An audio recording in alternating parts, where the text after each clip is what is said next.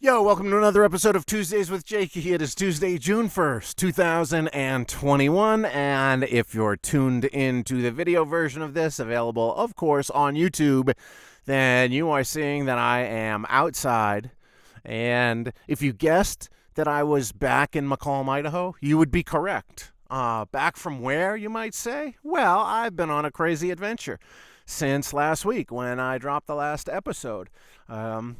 But first, let me say happy Memorial Day weekend to everybody, I guess, belated. I hope everybody had a good time this weekend. I hope people got outside for barbecues. I hope you ordered a package of Speakeasy Meats and it came just in time to feed your whole family and neighborhood, because that's how much meat Adam Bauer packs into every box. When he's not busy smoking meat, he's busy packing it. Yeah, I saw that it was rough weather for my friends back east in the northeast area of the United States. My friends in Joe Russo's Almost Dead played a weekend of shows at the Yale Music Bowl, which by all reports seems to be like emerging as an East Coast hippie hang version of Red Rocks. And I guess a smaller miniature version of the Forest Hills Tennis Stadium, which we've talked about before. Opened and operated by my good friend Mike Luba, the unicorn champion of all champions. I'm not saying he is a unicorn, but he champions them, and he's a big fan of them. And one of these days, I'll get him dressed up in a unicorn suit. But yeah, I saw J-Rad was playing at the Yale Bowl, covered in rain for most of the weekend. I talked to a buddy up in Toronto who was, told me that his pandemic depression has kicked back in because he just wished he could be outside. And spring, though, is in the air here in McComb, Idaho. It had kind of been in the air before I left on my big adventure last week, and it had been kind of going back and forth. We had a bunch of days that were in the 70s, and it felt like spring was here, and then it snowed for a few days, and now it's back to very pleasant weather. It's 60 degrees here as I started recording this, and it's supposed to get into the 90s on Wednesday, which means I will likely spend most of the day down by the lake. And I'm going to take advantage of what we call up here a short summer.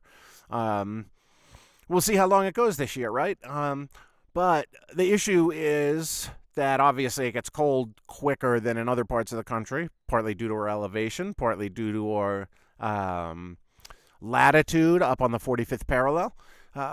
But more importantly, the forest fire season comes up this way, and last year we saw it come this way, both from the California fires and the Oregon fires, which are blowing the wind this way. Obviously, the jet stream carries the wind this way. If it gets up that high, carries the smoke.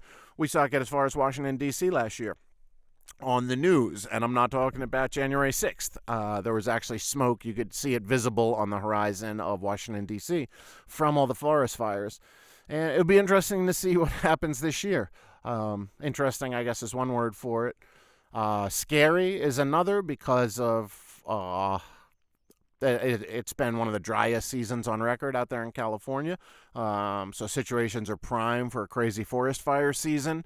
And last year was the sort of, I guess, beginning of my lung issues, because if you're new to this podcast, you know that you should know that I had COVID. I was an early adopter. I got my first symptoms on March 13th back in New York City. And then I was traveling a lot out west on my motorcycle all summer before I decided to park it, literally and figuratively, in McComb, Idaho here. And I ended up getting chased by the forest fires back here. And all summer, though, really, I was having lung issues, and I just kept assuming that I was out of shape and that it was COVID related. Or that maybe it was COVID related, but more it was that I was out of shape and that I was at high elevation, and I kept trying to go on runs and hikes, and I wasn't breathing as well as I was used to. And then the forest fires came, and I developed a slight cough, and I thought that maybe had to do with all the smoke that we had in this area. I posted some pictures on my Instagram. That would have been like last September, October. And I posted like a AB of our little compound here. That's a new name we came up with, by the way, the compound. My friend's house, my house, the shed behind me, and a little barn they have and a greenhouse that I helped them build last year. But yeah, it's the compound up here in Macomb, Idaho. But I posted a couple pictures, one on a regular afternoon and one when there was a lot of smoke in the air, and it's pretty jarring to see the difference. But I thought I was just developing a cough because of the smoke, and turned out it got worse and worse, so I went to the hospital. It turned out to be pneumonia, and then I had another chest infection in March, and I'm really hoping that I'll be over it. The one I had in March I caught earlier, so it never got as bad as the one in last fall that turned into pneumonia. Doctors here can't really tell me what's going on. I had seen 2 different doctors here and got all these tests done and CAT scan and all this pulmonary function test. And best advice they had was to go on this inhaler, take this steroid inhaler for the next 6 months. And I didn't even make it a full month on that inhaler because I don't want to be pumping my body full of drugs. Not those kind of drugs anyway. I mean, I don't want to pump my body full of any drugs. I assume it's all the drugs I did in the past that have weakened my immune system in general. So I'm trying to strengthen that back up. I've been exercising. Yesterday, on Memorial Day, I went on a great hike. There's a mountain here. The mountain we live on is called Jug Mountain, and I call it Juggalo Mountain, of course. And I can see the peak of it off in the distance whenever I'm riding up towards the mountain in my car or on my motorcycle, which is also right behind me. And I'd always wanted to hike to it, and I see it when I hike. I do these hikes quite frequently up to the reservoir that's right near here. And when I get to the reservoir, I can see the peak of the mountain, and I decided that I'm going to go for it. I'm going to try to get to the peak of the mountain. And there's a popular app called All Trails where you can look up trails. I highly recommend it, even if you're in New York City or a city where you don't think there's any trails around. Just download that app, check it out. You can put cool hikes and trails near me, and you can find some cool trails. There is no trail that appears to go to Jug Mountain, but I know you can get to it because people go and hike to the top of it with their skis and ski down it. That's I don't know what they call that. Backwoods skiing, I guess. Backwoods hiking, skiing, where you hike to where you want to ski. So you hike for like 4 hours for like a 20-minute ski run, which is an interesting, work-reward balance. It seems way out of whack to me. I much prefer the 10-minute ski lift ride to the 10-minute ski slope. But I made it pretty far. I got a nice phone call from my boy Adam Megahertz, and we talked on the phone for like an hour and a half while I was out in the woods, and that was fucking rad. Hadn't talked to that guy in a long time. Him and I used to play on a basketball team that was called BB Kings, and we played down when Basketball City was right next to Chelsea Piers, which is also oddly the first place I ever did a boat cruise show in 2002, summer of 2002 with Rana. And the owners of BB Kings, the beloved Ben Susan brothers, sponsored our team. And most teams that were in this basketball league had like 8 players on it. 8 or 10 players. And every week, those same 8 or 10 players would show up. And we got the sense that these guys knew each other. They kind of like had plays. They were a firm unit. We had, if I recall, I think at our peak, we had 60 different people on our team because it was hard to field a team of people who worked in the music business and who worked a lot with concerts. And so every week we would be lucky sometimes to field like 5 players. So there was no cohesion. Adam was a champion and showed up more often than not, but oftentimes he had something going on at the Blue Note or with McCoy Tyner, an artist that he managed. There are things that would just draw you away right at night. When you work in the finance industry or advertising or wherever a lot of these bros came from that we played against, they didn't have anything to do at night. Like, that wasn't part of their jobs. Whereas if you work in the music business, there's always shows you have to go see.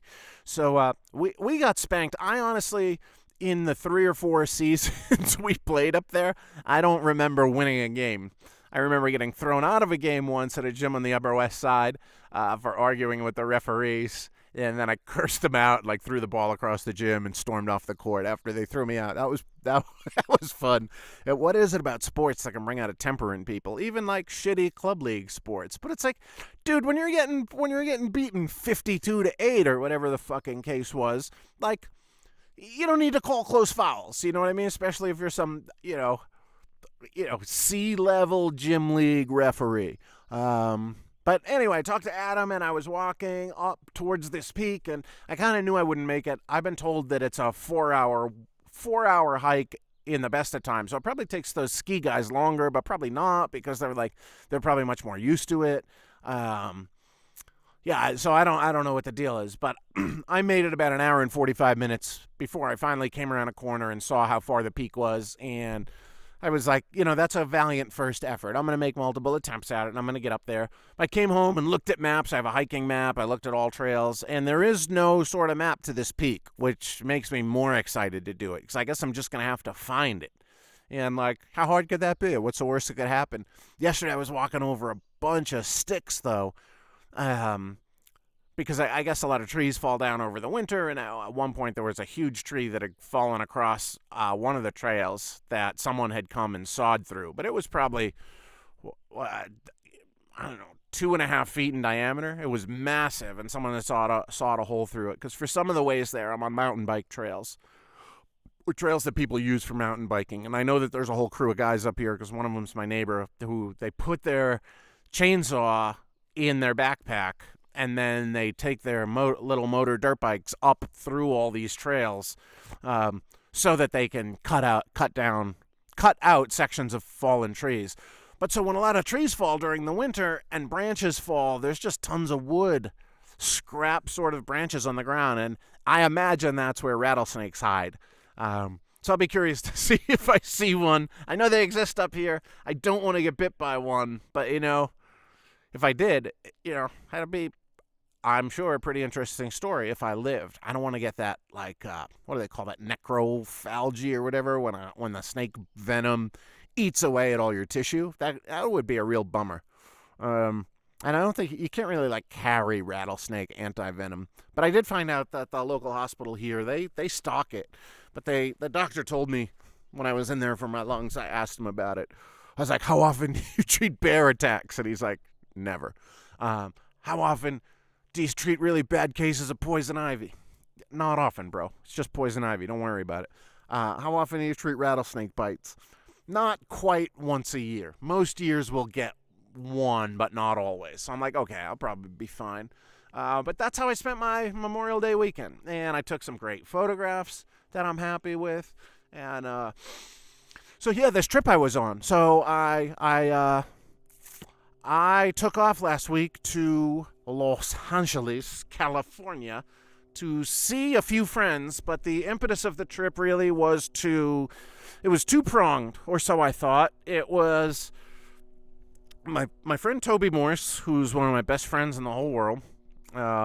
He's a singer for H2O, and we've developed quite the friendship over the years, to the point where his son Max, I consider a nephew. He considers me an uncle. It's a cool little thing we got going on. And Toby and Moon I've just been super tight with. Like, not a lot of people who have stayed at my houses in New York, but Toby and Max have both. And I've stayed at their house in LA a bunch of times. Like, that's when someone's a really good friend. When you let them stay at your apartment in New York City after your 20s, because in your 20s, anyone can crash at your house because everybody's just fucked up and it doesn't really matter, and you just drink until the point of passing out, and then you wake up and go day drinking. But as you get older, when you have a small apartment, you tend to want less people staying there. Toby's one of the few, but his band H2O was playing their first show in 16 months in Phoenix this past Saturday. It was a big one-day outdoor show in a 10,000 capacity space in a water park that they were only selling 3,500 tickets to, and it was Pennywise, Face to Face, H2O, Strung Out, Good Riddance, Voodoo Glow Skulls, the Bomb Pops, and one other band who I keep forgetting. I think that's 8 bands total. So it was a big all-day fest, and he was like, you should come to the festival. And I was like, I don't want to come to the festival. I was just in Phoenix. to get my motorcycle. I don't want to go back to Phoenix. And he's like, yeah, but it's me and Moon's 25th anniversary. And wedding anniversary, I'm going to rent a big Airbnb for everybody. And I was like, that kind of changes things, because they got married in Tombstone, Arizona, and then did their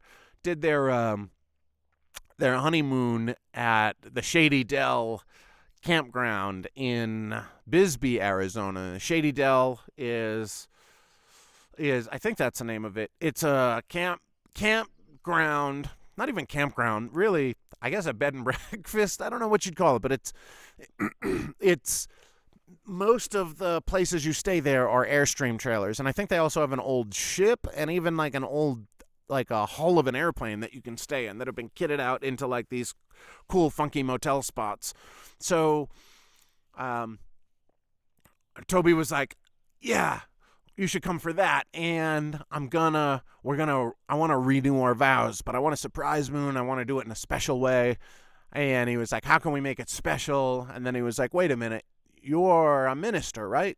And I was like, yeah. And he's like, could you like renew our vows? And I was like, technically, I'm an ordained minister, but I'm only licensed to perform weddings in the city of New York. Because any city or county you want to perform a wedding in, you have to go become a wedding, register yourself as a wedding officiant. Would have been easy enough to do that in Phoenix. It was easy enough to do it in New York.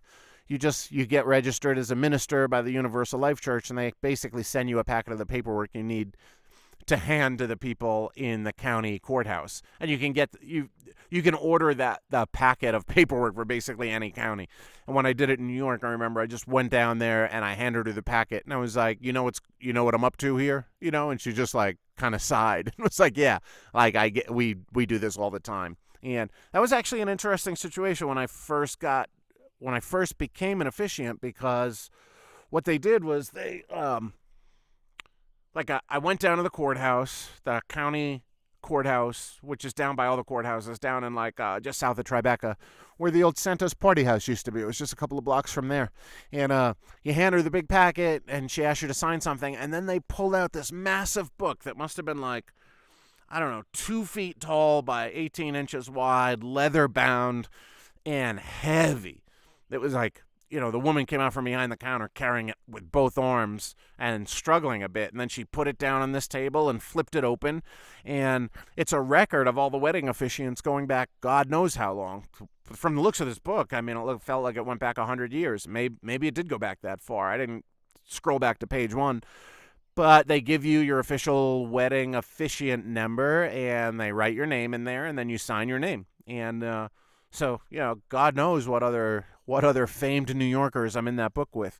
But they give you an official number, and they give you a little form that they print out of their computer, and then you can just marry people. It's pretty interesting. So someone gets their marriage license, and then they bring it to the wedding, and there's the groom signs, the wife signs, not necessarily in that order, but both the bride and groom sign and the officiant signs, and you need 1 or 2 witnesses, and then it's a done deal. And then you just fold up the wedding application and drop it in the mail, and then you get your marriage license in the mail back. It's pretty simple.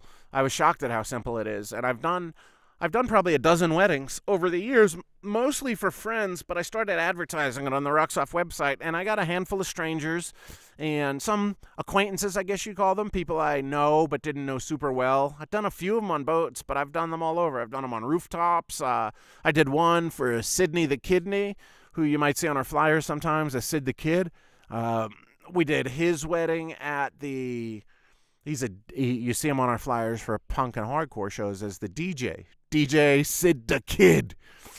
Sid the Kid's always been a curious character. Sid the Kid used to come to Wetlands and videotape all the shows. And back then he went by the name Sid X. And he wanted to be like Sid Vicious meets Johnny X, I guess.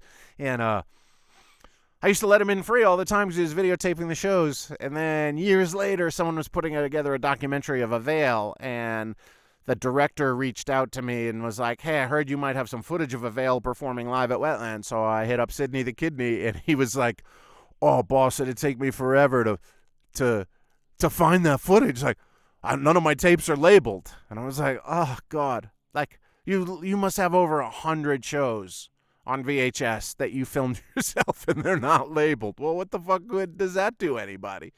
But I was Sidney the Kidney's wedding officiant. If I recall correctly, Jimmy Gestapo was supposed to do it, but he got sick, and I got drafted in on a day's notice to do the wedding. I cried during his wedding, which is something Sidney busts my balls for a lot. But I told him I cried because I was sad for his poor wife that was marrying him and, throwing her life away. And I've told him that straight to his face, obviously. He usually thinks I'm kidding, as with most things I say to him. But I wasn't. It was really sad. And what ended up happening is they were my first and only divorce of all the weddings I've done. And like, if I would have had to bet on one, it would have been that one. Sidney's not an easy character to get along with. If you know him, you'll understand what I'm talking about. But yeah, I did one, like the strangest one I did was right after I lose track of the hurricanes. Whatever the big one was in New York, Irene. The one that was really bad in New York. I think it was Irene. So right after that one, someone hit me up. I forget where they had come from. California, Cleveland? I don't remember. But they had found me somehow online because their wedding officiant had lived in like Rockaway Beach and had their house destroyed and was just picking up the pieces. And like, so much stuff was closed then. They were getting married in Dumbo. So I got drafted in to do that one at the last minute as well, and didn't even have time to like meet with the bride and groom to go over anything about, like, because usually you say some nice things. Oh, this is how they met, and you get some backstory so you can give a nice ceremony. And I knew almost nothing about them, so that was the wildest in and out. I just kind of got up there, and they had a pretty nice wedding set up at this restaurant in Dumbo, like a big private banquet room, and I just went in there and I was like, hey, glad everybody could make it. Irene, what the fuck, Anyway, Michael was the groom's name, and Caroline, I believe, was the bride's name, and I performed their wedding, and yeah, that was that. I just got the fuck out of there real quick. I think I ate some food. Oddly enough, I didn't stay at a lot of the weddings that I officiated. Yeah, because like, I don't know. I'm happy to do the officiant part, but I think that goes to my social anxiety too. Like, I just didn't want to be there. I don't want to be at most weddings, to be honest. And I think I've talked about this on here in the past, but like, yeah, I don't want to go to your wedding, I used to fake my way out of weddings by putting false private parties on the tragedy website when I would get a save the date, because I don't know, something about like when I'm at a show, a Rocks Off show or a tragedy show, a band I'm playing in, then I always feel like I'm there with a purpose and have something to do. But at a wedding, it feels like I'm just there, and like I'm supposed to just like make conversation with people. Like, I went to a bat mitzvah a couple of years ago, and I was like, this is wildly uncomfortable. And then I ran into an old friend who was also there. What's up, Ryan Miller? And we just took off and went drinking at some bars around where the bar mitzvah was, and then showed up again towards the end, and no one had missed us. And I would highly recommend that at weddings. Like, find someone that you like a lot at the wedding and get out of there with them. You want to be there for the important part, like the ceremony, and when they send out the food, and then again for the cake and maybe the first dance. But other than that, it's like, I don't want to make small talk with your grandma,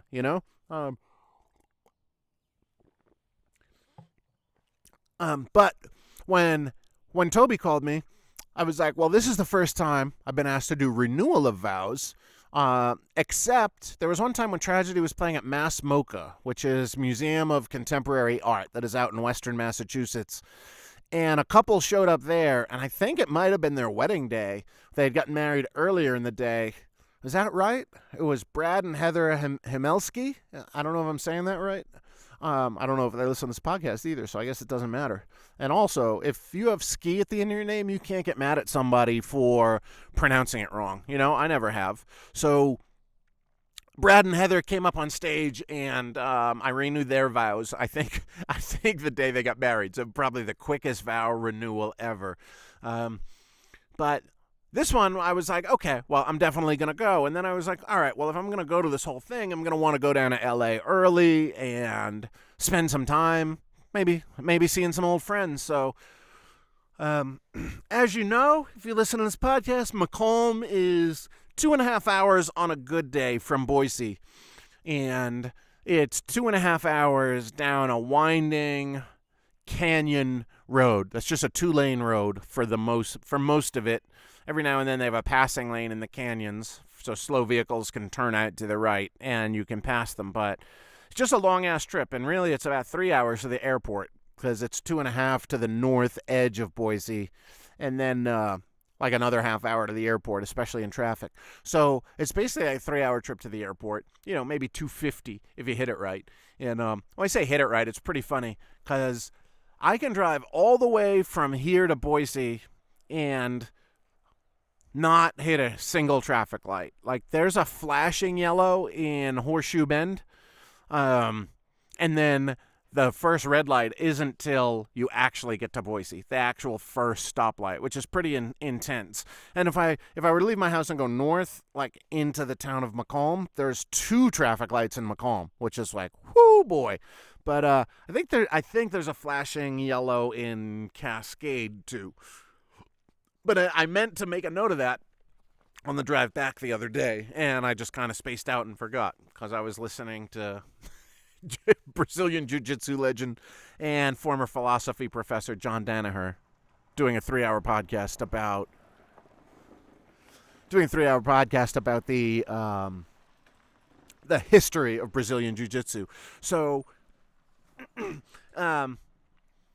so I ended up.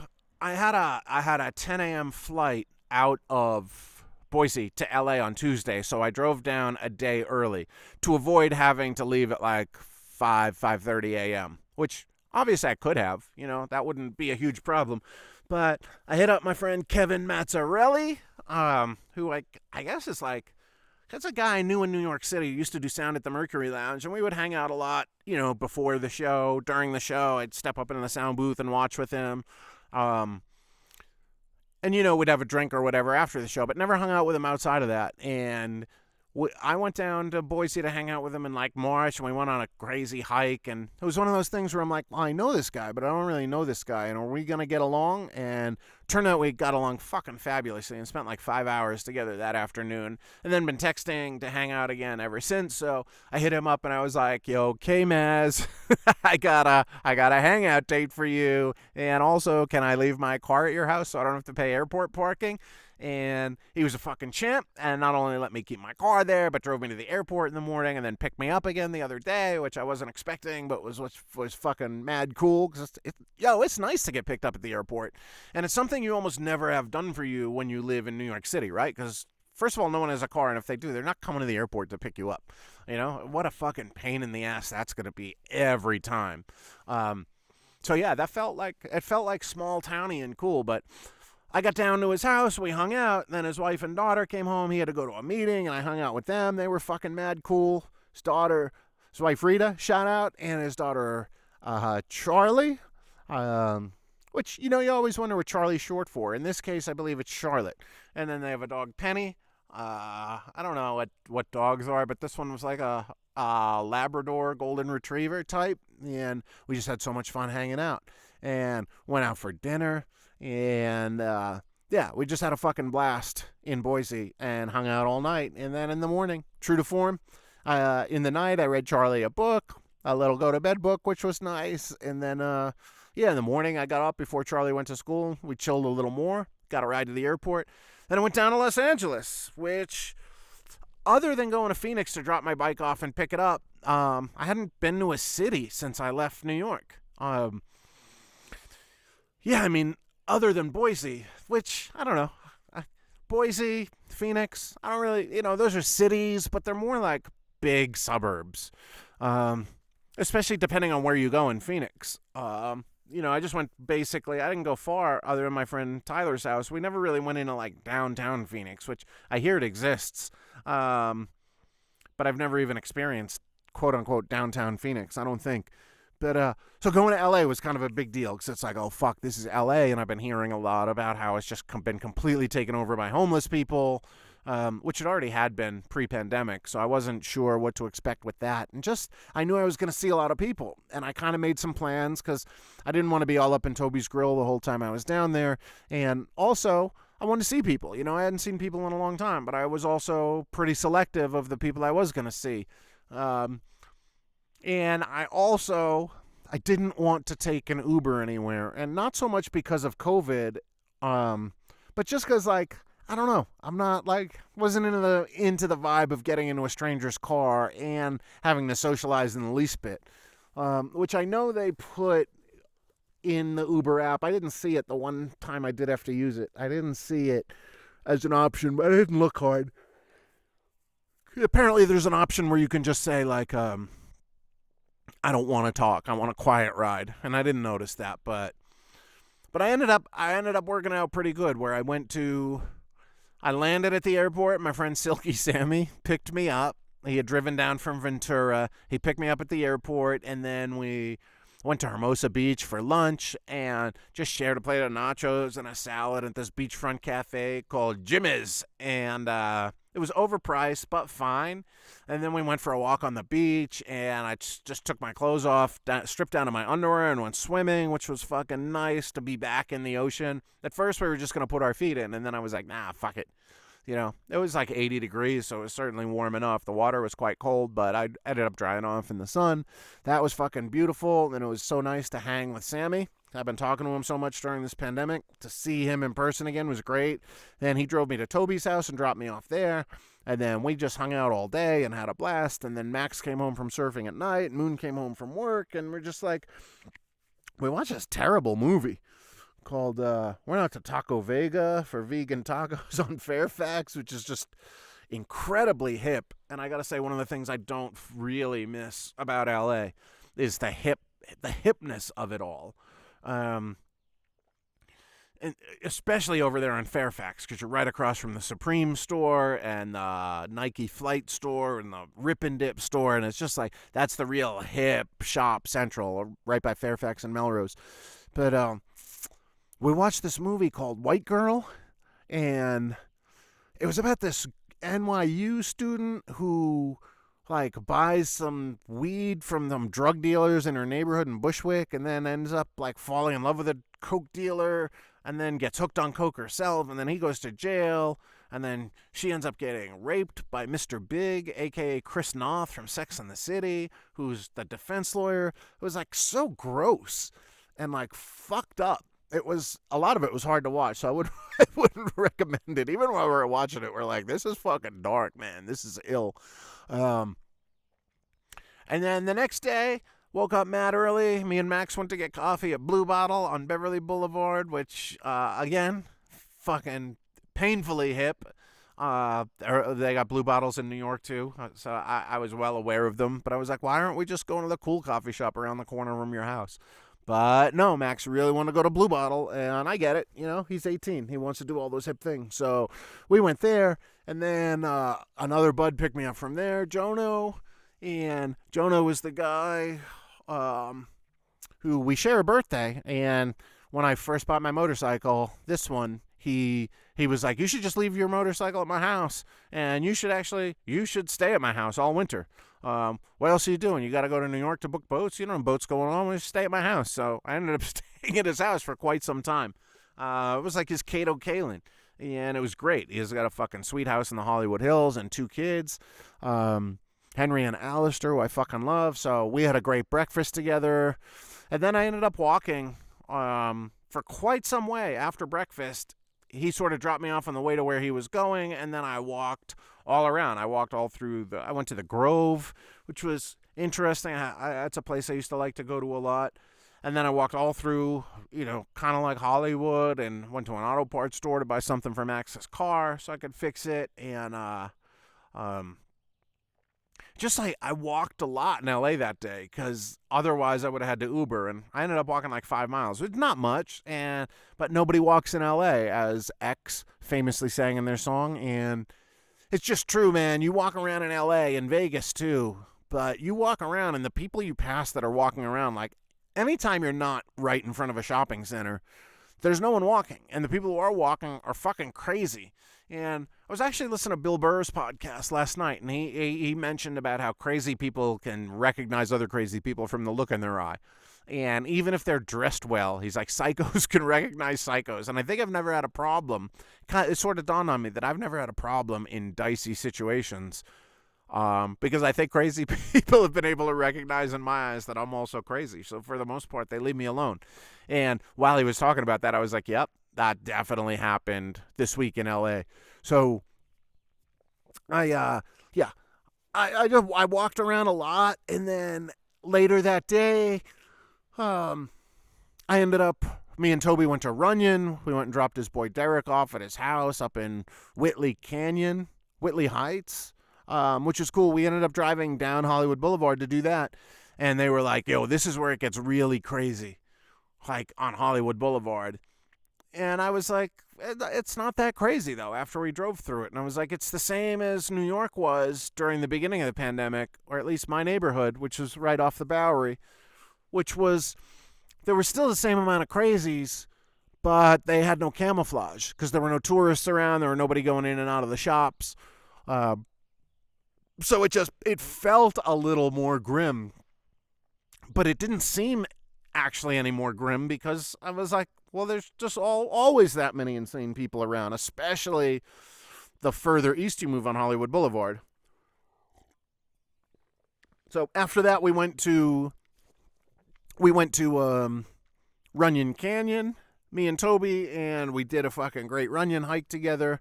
And that's probably my favorite part of LA is going to Runyon and going with Toby. A lot of like bonding goes on when you go do one of those hikes with your friends. And then after that, we went back to his house and we sat down to do a podcast. And last week, I told Toby about that I was going to start doing Fridays with friends, and he was like, yo, let's do one while you're here. So I was like, word, all right, let's do it. And then after Runyon, he's like, yo, let's do the podcast now. And I was like, okay. So we sat down at his kitchen table where he does his own One Life, One Chance podcast, which is quite popular. Just passed 1 million total downloads, which is fucking huge. Hopefully this will get there someday. I figure if I do like 50,000 episodes, it'll get there. No, 5,000 episodes, right? At times 200. Yeah. That would be 1 million, I think. Around 210, 10? No? I don't know. My math might be off. Yeah, it is. 5,000 episodes at 200 downloads each. Maybe this one will get more popular. But we started doing the podcast, and I just started talking about how in the 20 years we've been friends, I don't think certainly a full year hadn't gone by without us seeing each other. And then, even when I was living in London, I was back in LA frequently enough that we would see each other. And then I saw him in London. I saw him in New York when we did shows that I would fly back from London for. But I spent a lot of time in LA over the years, especially, like from when my dad got sick with cancer is when I really first started going out there. So it would have been like 2004 because my sister lived out there at the time. My dad wanted to go out there often to see his grandchildren. Then I would go out because I was like, we knew this was the last chance for the entire family to be together. So I started spending a lot of time in LA, obviously spending a lot of time with Toby, and I started the podcast talking about how I hadn't, how it had been almost a year. I hadn't seen him since June 15th of last year. Because when I went to get my motorcycle, I flew to LA first, stayed with him and my friend Noah for a couple of nights, and they were the people who I had last seen when I had come out of that insanity in Las Vegas where I was trying to kill myself. And I ended up, after that, I flew to LA. I spent one night with Noah, one night with Toby, and then I was off to the funny farm in Florida. And so we started talking about that too, and I like how about I hadn't seen him in a year, but before that, the last time I had seen him was literally on the way to treatment. Like he was the guy. I kind of like got off the plane. Noah picked me up, cared for me deeply when I was in my most vulnerable and broken state. Noah arranged for me to talk to the people at Music Cares, who arranged for me to go to this treatment center in Florida, and then I spent the next night at Toby's house, and him and Moon and Max took very good care of me and then got me to the airport the next morning. So we started talking about that, and then he started asking about, like, what kind of mental state were you in, like, when we left you and you were on the plane, how did you feel about where you were going? And then he started asking me questions, and then before long, we both were crying, because I got really super open and raw in this in a way I haven't any other way. When I tell my own story sort of on this podcast, when I've gone back and gotten into why I was suicidal and how I ended up where I ended up and all that, I sort of do it with this detached matter-of-factness, which is in a lot of ways how I view it now. I don't get emotional when I think back to those times. I just, if anything, I get a little emotional about how far I've come since I was there. But when I was finally talking to somebody else about it, especially somebody who was there right in the thick of it, it got super emotional. And then, so we both cried at many points during this podcast. And then at a certain point, he announced, like, I know you were supposed to interview me, and this was supposed to be for your podcast, but, like, I'm interviewing you now, and now I want to put this out on my podcast. We can both put them out together. So I think that's what we're going to do, maybe this Friday. Or maybe he'll just put it out on his, and I'll direct you guys there. Who knows? But it ended up turning into an episode of his One Life, One Chance podcast, which is funny in a lot of ways. But it felt so good to talk about so much of this stuff. And I talked about stuff I still haven't talked about on here, about sexual abuse I went through as a kid.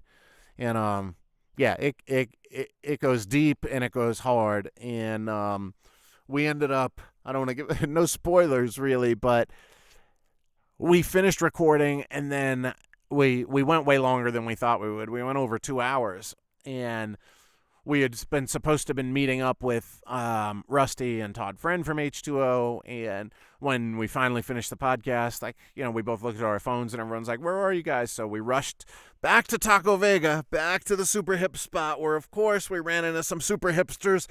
The owner from Supreme was in the backyard of the restaurant doing some kind of party for his employees, and then these like two black twin brother photographers, I guess they photograph a lot of hip hop stuff, showed up, and they were just like painfully hip. They were very nice guys, and we all chatted for a while, and they knew Toby and Rusty, and and then Toby told them what I do with the boat cruises, and they wanted to ask questions about that, and I'm like, oh man, the last thing I would do is answer questions about my work. That's one of the things that drives me fucking bananas always. Always. I don't like talking to people about my work unless I'm talking to people about my work, if that makes sense. Like, if I'm at a concert, absolutely. This manager introduces me to this agent. Oh, Jake does this and that. Like, then I'm on. Then I'm expecting it. But I'm just out for tacos with my buds. Like, I don't want to get into that. And I feel like that's so much of what LA and New York are about. And that's one of the reasons I love being in McCall, because nobody asks you what you do. Nobody gives a shit. So we ended up having our tacos. Then we went to Monty Burger on West 3rd in LA, where little Maximum Henry Morse has his first job, and we thoroughly embarrassed him. And Rusty was so hungry, he ordered another cheeseburger, even though we had eaten tons of food at the taco spot. Then we all went next door for the vegan ice cream and just hung out on the sidewalk and continued to thoroughly embarrass Max. And he's 18 and it's his job, and there's all these it's a vegan fast food joint, and Max was like, like you flirt when you're 18 and you work the fucking register at a burger joint. And we just continued to thoroughly embarrass him, though he's pretty much unembarrassable. But we just had a good time there. Went home, went to sleep, and then the next day, I saw a couple other friends. I saw my friend Laura Wurs, who's been my ticket web rep forever. There's a little funny story about Laura. I think we're basically her only client that she has left at TicketWeb, only because I've forced it into our contracts, in that you sign a contract with a ticketing company as a venue, and usually they advance you some money against your ticket sales, or your ticket rebates, as they call them, which I talked about on here before. So like they're like, oh, we'll give you $20,000 to re-sign, and you can have that money now, but it really comes out of the money you'd be making later. So it's a nice gesture, I guess. But every now and then, like when you first sign or when you're up for renewal, sometimes you get just a straight up fucking signing bonus too, which I've been able to negotiate okay over the over the years. I like TicketWeb for a ticketing platform for us because I know how to use it. It's easy. I feel like everybody knows how to use TicketWeb. Everyone's got an account. Eventbrite has come on as pretty strong and tried to woo us away. But the thing I don't like about Eventbrite is, well, first of all, it's called Eventbrite, and they've really gotten into concerts lately. But it used to just be the thing where, like, oh, we're going to do a birthday party for Charlie in accounting, one of my coworkers. So everybody buy your $6 ticket on Eventbrite, and we'll use all that money to get all-you-can-eat pasta for the break room or whatever. It was just a total goofball type of thing. Now they're really good at doing concerts, and they've gotten a lot of clients. But I just keep sticking with TicketWeb because I know the system, I know the people there, and whenever I have a problem, I can call Laura Wurz. And most of the conversations I've had with Laura Wurz God, we're probably going on like 13, 14 years of using TicketWeb. Most of the conversations I've had with her over the years are just friendly conversations. I almost, like, if I do have an issue of some sort, I'll call her, we'll talk about it for 30 seconds, and then just shoot the shit for another 20 or 30 minutes about our lives. So she's become a friend. She was in New York for a while, Chicago, San Francisco, now L.A., and way back, they moved Laura from New York to Chicago, and I just got some email being like, You're just to let you know, Laura is moving to Chicago, and your new ticketing rep will be Carlo Garcia. And I remember I hit like reply all, and I put the president of TicketWeb on there, and I was like, yo, I don't know who this Carlo chick is, but I'm not interested. My rep is Laura Wurz and Laura Wurz only, and if you guys can't make that happen when my contract comes up next year, like, I'll be finding a new ticketing company. And then almost immediately, the president called me, who's also become a good friend.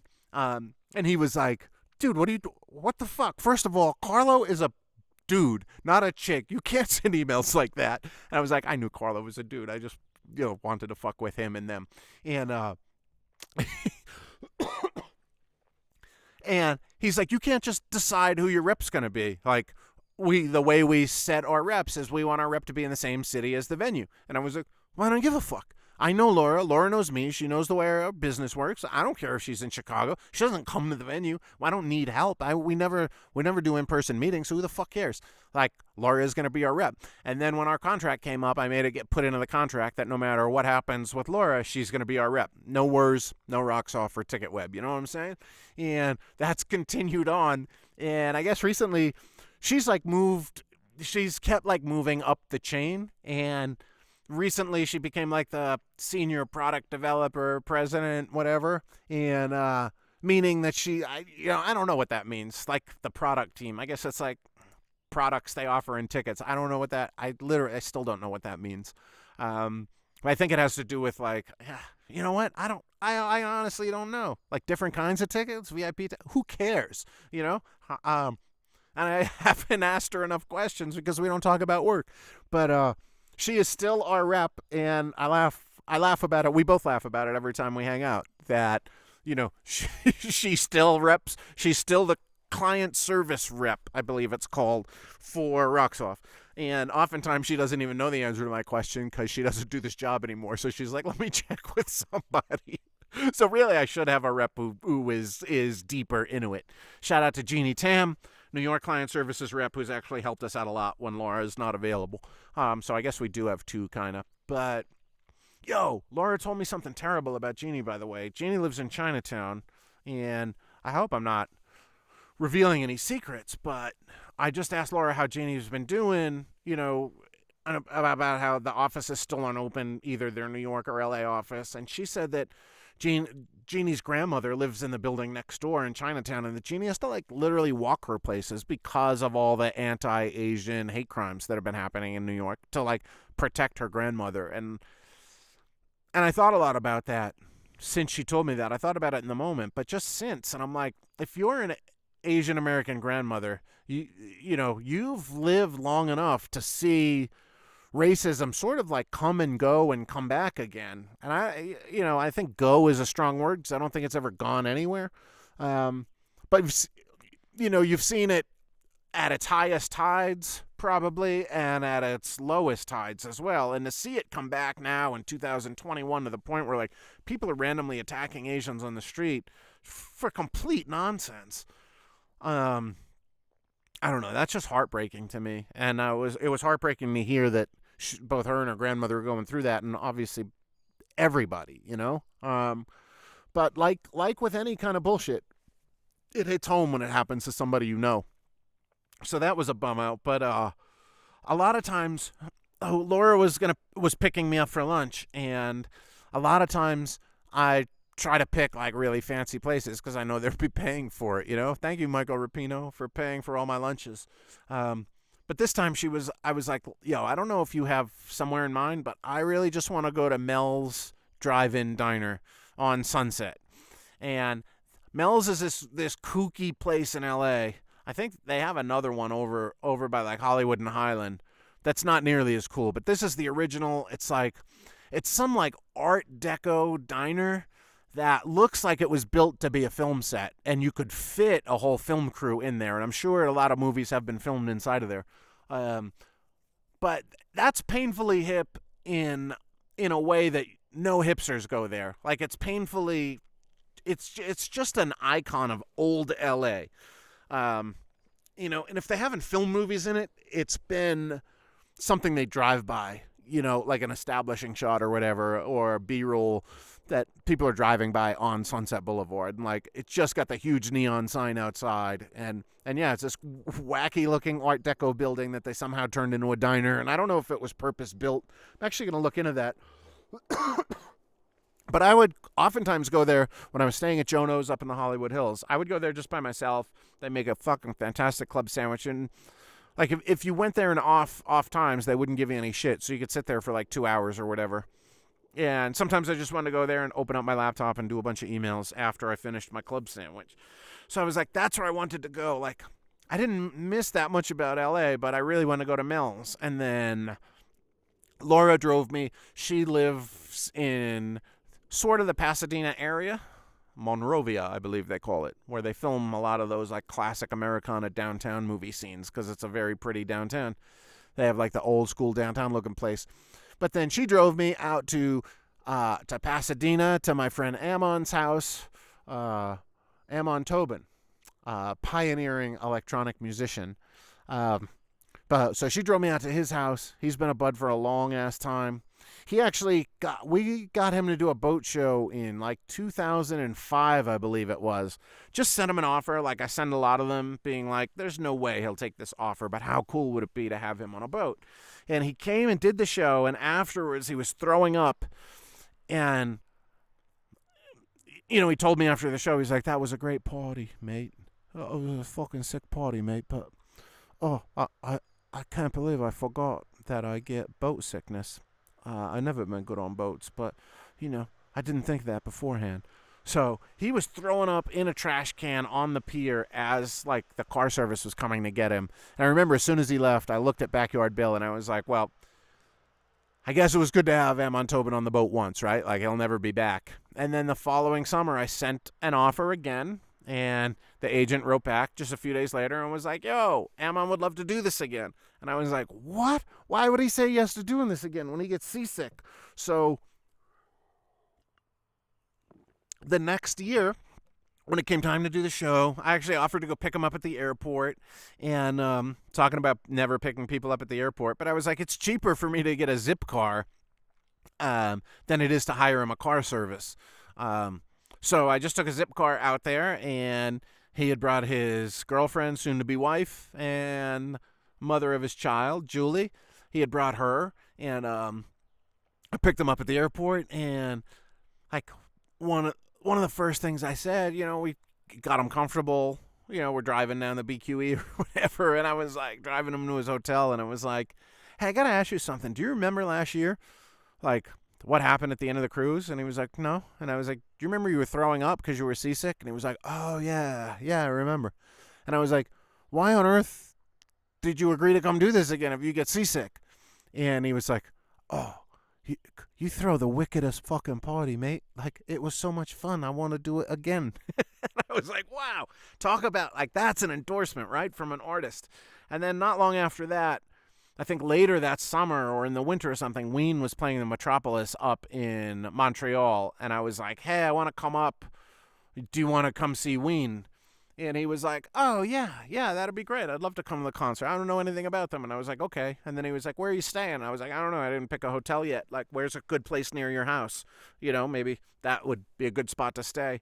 And he was like, well, why don't you just stay at my house? And then that was the beginning of a long and wonderful friendship that has taken us literally across the world. We went to Tokyo together. And yeah, so it was fucking rad to see him, of course, and his son Charlie, and I just hung out with them for like 6 hours, and it just felt so nice. And one of the things I've been mentioning a lot to friends, and I think I probably mentioned it on here, but it's this phrase that I've been saying, like, I think people are seeking connection more than stimulation. And that's what I realized I certainly was. Like seeing my friends and not having to wear a mask, and like everybody's been vaccinated, and like sitting with Jono at a restaurant. We went to Cafe Gratitude, and just like being in Silky Sammy's van and just like staring across the table at my friends and friends I've talked to on the phone a million times. And that's been my only connection with them, phone and text, since the pandemic. To see them again just felt really great.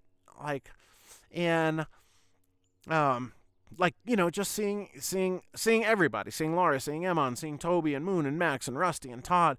And then on Friday morning, we ended up getting in a van, and the band rented a Sprinter, and a couple of their friends jumped in with us, Dude Chappelle, and I think it was Chappelle and the band and Derek, Toby's buddies, and we all rode out to Phoenix together. And it's like a 6-hour drive nonstop, but we made a few stops because we had to drop off Stella, Toby's dog, because the Airbnb didn't allow dogs.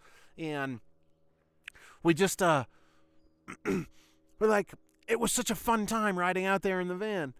And I forgot what that was like too, being in a van with a band on a road trip headed towards a show. And that was all great connection, and we're all just talking to each other and arguing about what music was on the radio, and that all just felt so wonderful and normal and really just so welcome to have back in my life.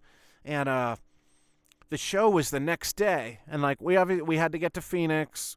We ended up at this like vegan restaurant where we all got our food, and then we made it to the Airbnb, and like there was a pool and a water slide and a basketball court and like 7 bedrooms or something, and a couple of them had bunk beds. So like everybody like found their room and was just hanging out. And after it got dark, we ended up doing the ceremony. We surprised Moon. I had ordered. I forget if I suggested or Toby suggested that it be done in a unicorn costume. I think it was Toby. Was like, do you have a unicorn costume? Because I think I said, oh, I don't have a suit to do the wedding in. And he was like, do you have a unicorn costume there? And I was like, come on, man, of course I do. But I didn't want to feel like packing it because they're big and fluffy and they don't pack down well. So I had one sent to his house for me to wear for that reason. And so yeah, after it got dark, we the UPS guy is here. I'm going to do a quick pause. Actually, I'm not. So, oh my God, I know what the UPS guy is delivering. It's my McCalm t-shirts. So, after the whole day of being at the Airbnb, then some other friends came over. A few friends flew in just for the show. They couldn't do the whole drive because they had to work on the Friday. So some other buds flew in, and it was like the whole 25th wedding anniversary, right? And then we did the ceremony. So Max and Toby had brought suits, so we went into the bedroom, and I got dressed in the. Yo, you can just drop that there. I'll take care of it. Okay, sounds good. Thank you. Have a good day. You too. So I got dressed in the unicorn suit, and Max and Toby got dressed in their suits, and then we came outside, and I sort of made an announcement. Okay, everybody, I want you to all gather around. And Moon had this look of panic in her eyes, and I think she knew something like that was going to happen. But she ran inside, and she was like, I need to go pee. And then she ran inside to pee, but then came out in this beautiful white dress. Not like a wedding dress, just a white dress. I think it had different colored butterflies on it and shit. And so she came out in that, and then we got down to business, and we did the wedding vow renewals. And Toby had stressed a few times, like, you can be a little funny, but I want you to be serious too. And I was like, trust me, man, I've done this enough times. And of course, I started doing it and talking about like how wonderful a marriage they have, and how long I've known them, and how they've welcomed me into their family. And I started crying a little, and then Toby started crying. I was like, are you crying? I was like, I'm not crying, you're crying. And it was super cool and emotional. And I got to say, it was quite an honor to, to be asked to do that for your friends. It's certainly an honor. Whether it's an actual wedding or a renewal of the vows. And yeah, that was just so rad. And I kind of want to see a video of it. And then we all went and jumped in the pool as soon as the vows were restated, I guess. And their favorite movie is True Romance. So Toby had Rusty from H2O, who has an amazing jewelry company, Peanut Jewelry. The letter P, N-U-T, peanutjewelry.com. If you need some cool jewelry, he does tons of custom made stuff, but also tons of like punk rock things, like a dagger, a switchblade, a broken heart, a Chuck Taylor shoe, all sorts of like pendants and charms that you can put on necklaces. H2O logos. He's done them for AFI, done them for Rancid, Dropkick Murphys, lots of other bands. He makes custom made wedding rings. Anyway, he had made this one of a kind pendant of the napkin from the Beverly Ambassador Hotel, which is, I don't even know if that's a real hotel, but it was the hotel from the climactic scene of the movie True Romance, where Alabama wrote on a napkin to Clarence, "You're so cool." So he had Rusty remake that napkin as a charm pendant for Moon to be able to wear, and he presented that to her. And then we all jumped in the water, and then the rest of the night we all hung out and chilled. And I was like, you know what? I'm having such a fucking good time, and I've had such a good time all week, and I do not want to go to this concert tomorrow. And the concert was, like I said earlier, it was Pennywise, Face to Face, fucking Strung Out, Good Riddance, H2O, Voodoo Glow Skulls. But it was like, it had been 115 degrees in Phoenix that day, and it looked to be the same the next day. And by the time we all got settled and had a pool to jump in, that was all fine. But like later that night, I was just like, I don't want to go to the show. And the only reason I would go to the show is because I think Toby and the guys in the band expect me to. And after everyone went to bed, I changed my flight to a 10 a.m. flight that morning. And I was just like, you know what? I've had my fill. I've gotten the connection that I was seeking, and I don't want the stimulation of going to a show. And I knew there would be a lot of nervous energy around the band with their first being at their first show in so long. And I didn't want to go to a backstage and be forced to talk to a lot of people. Like, I've worked with all of those bands before, but I wouldn't call any of them friends other than H2O. And I was like, I don't want to do the whole hang and schmooze backstage in the fucking 110 degree plus weather. And so I changed my flight. And then I woke up first thing in the morning, and Adam Blake from H2O, the bass player, we did an interview for my other podcast, The Rusty Cage, an MMA podcast. If you're into MMA, you want to hear that, that'll be out soon. But we did like a poolside interview at like literally 6:30 in the morning. And then we kind of hung out a bit. And then I told Adam, I was like, hey, I'll tell Toby when he wakes up. But I was like, I'm not going to the show. Like, I'm going to go home today. And he was like, what? And I was like, man, I've had a long week. And I've seen everybody I want to see, and I want to go back to where I live up in Idaho. And everybody had asked about where I live, and it's always funny to tell someone in person for the first time about where I live now, and they're like, wait, so you're how far from what? Like, oh, you live in Boise.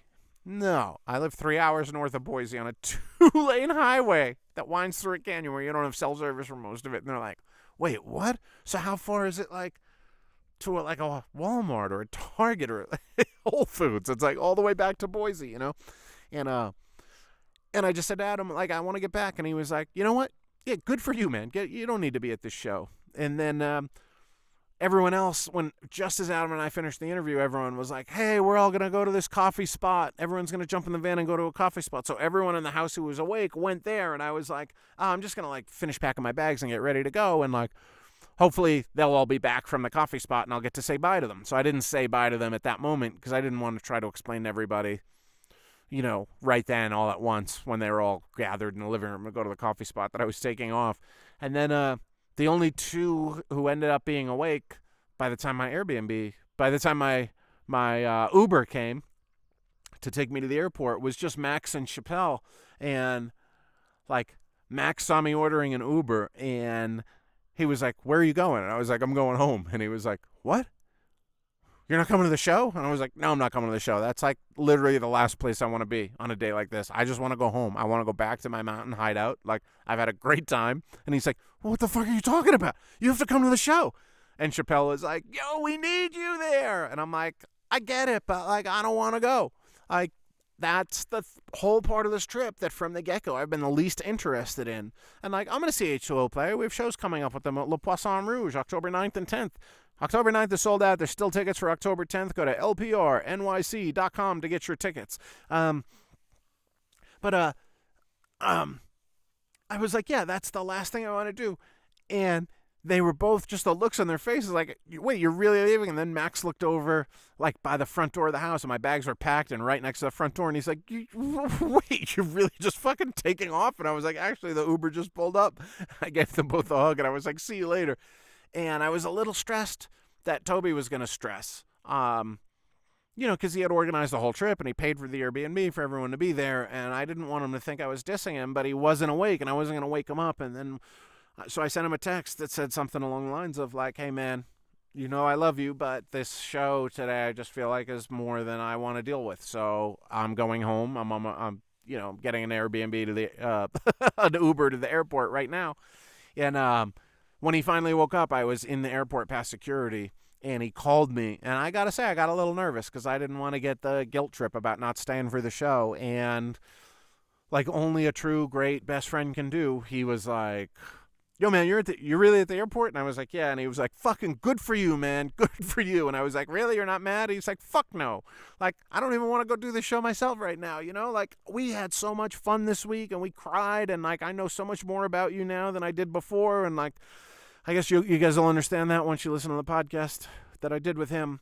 And he was like, man, I fucking love you. Like, I'm so proud of you for everything you've been through. And like, I'm so proud of you that you just decided you wanted to go home and you just fucking didn't worry about what any of us would think. Cause how you feel is most important. And I was like, I cried a little then too. Cause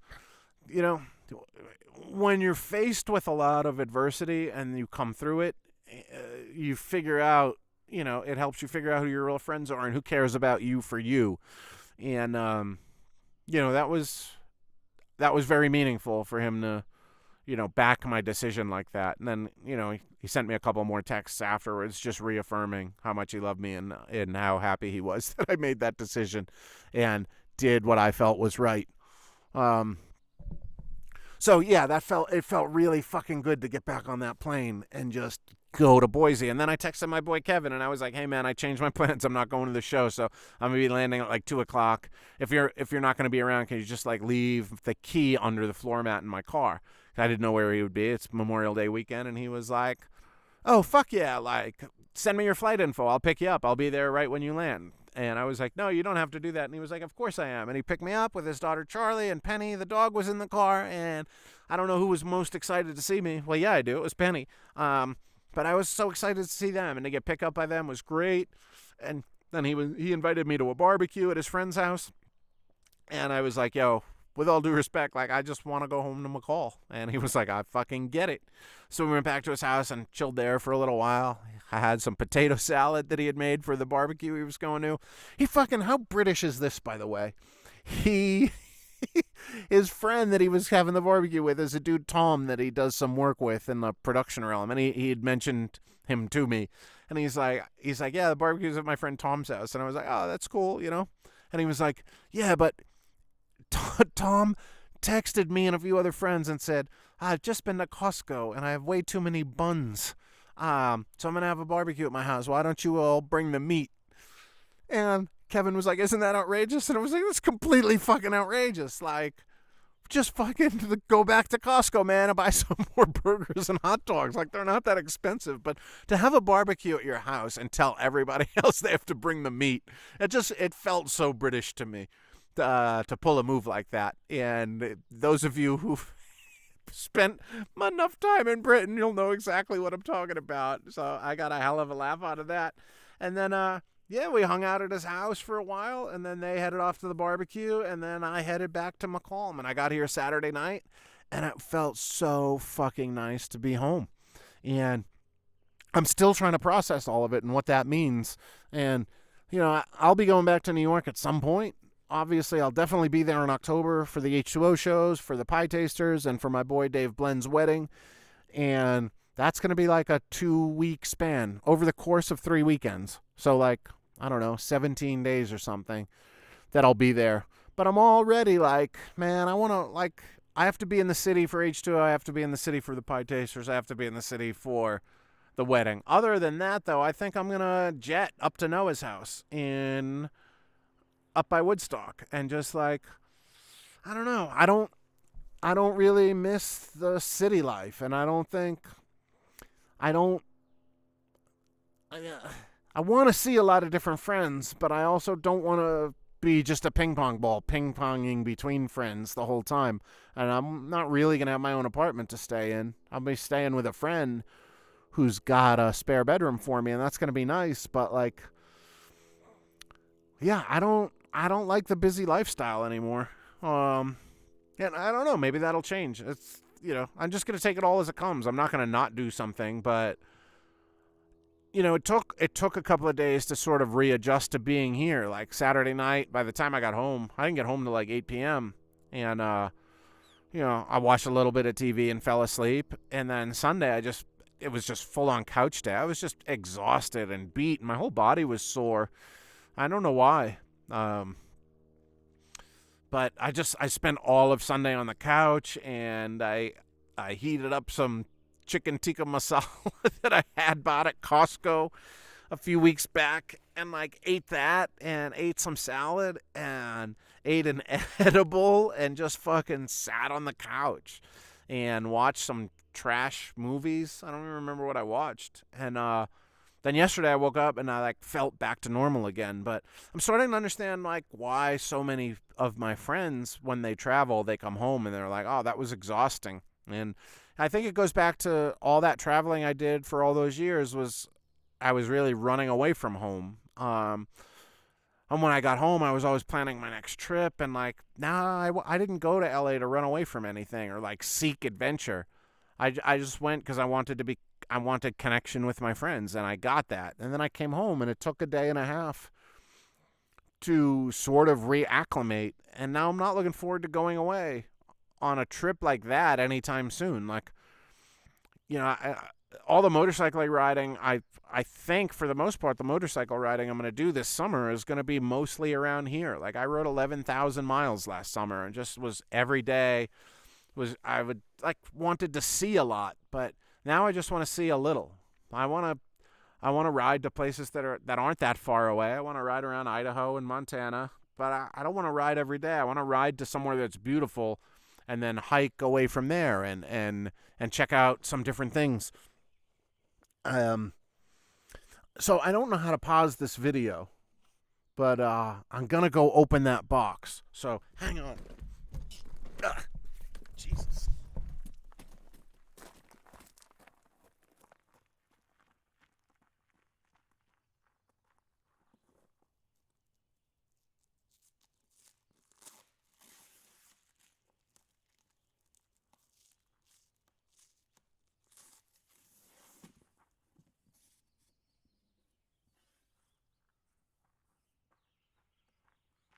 Oh, yes.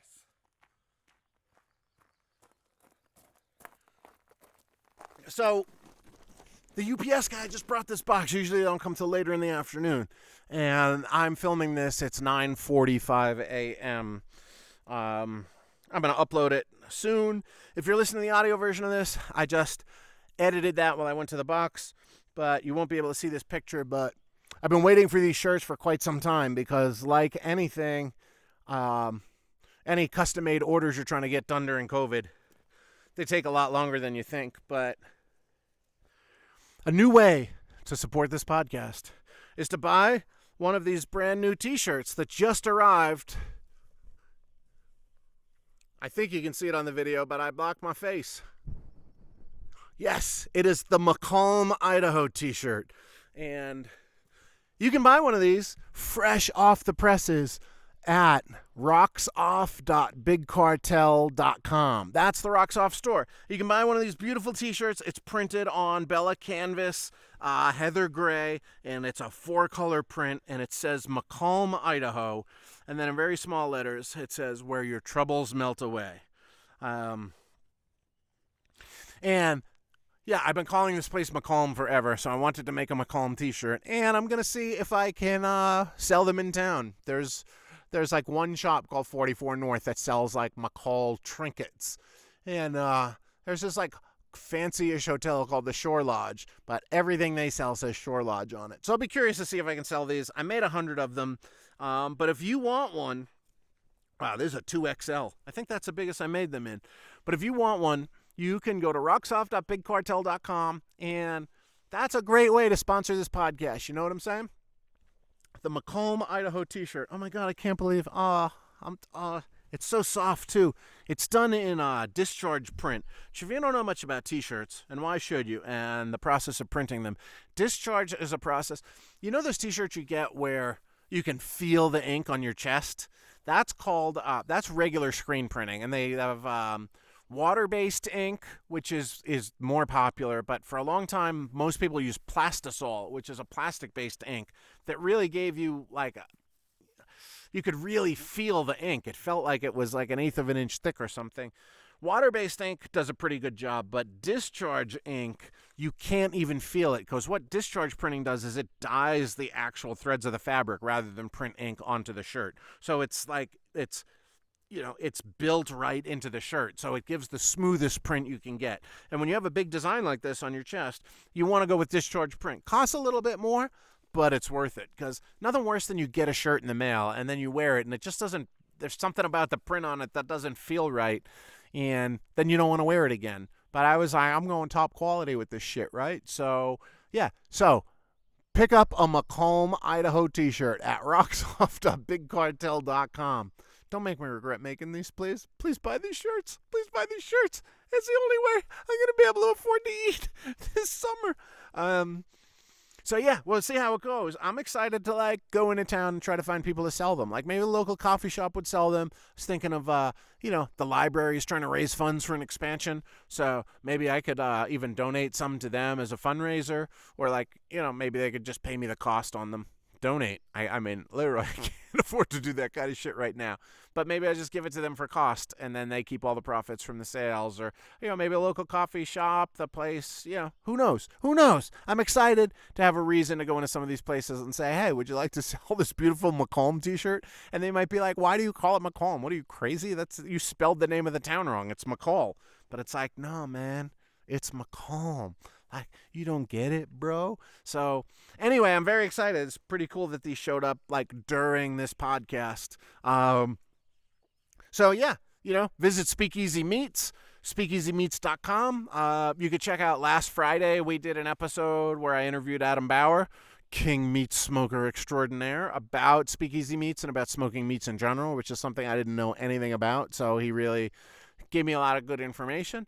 And yeah, you can use, if you want to order something from Speakeasy Meats, go to speakeasymeats.com, use the discount code Jakey, all caps, I think, maybe, but use the discount code Jakey for 30% off your order.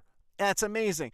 And you should get your orders in now because, 4th of July is coming, and it's going to be here before we know it, right? It's already June 1st. Had Memorial Day just happened yesterday, and now it's June 1st, so we're only talking 34 days until the 4th of July, so get your orders in, and, if you want to keep me out of depression and suicidal urges, you should order some Speakeasy Meats. Order one of these t-shirts and send a picture to me of you eating Speakeasy Meats with this t-shirt on.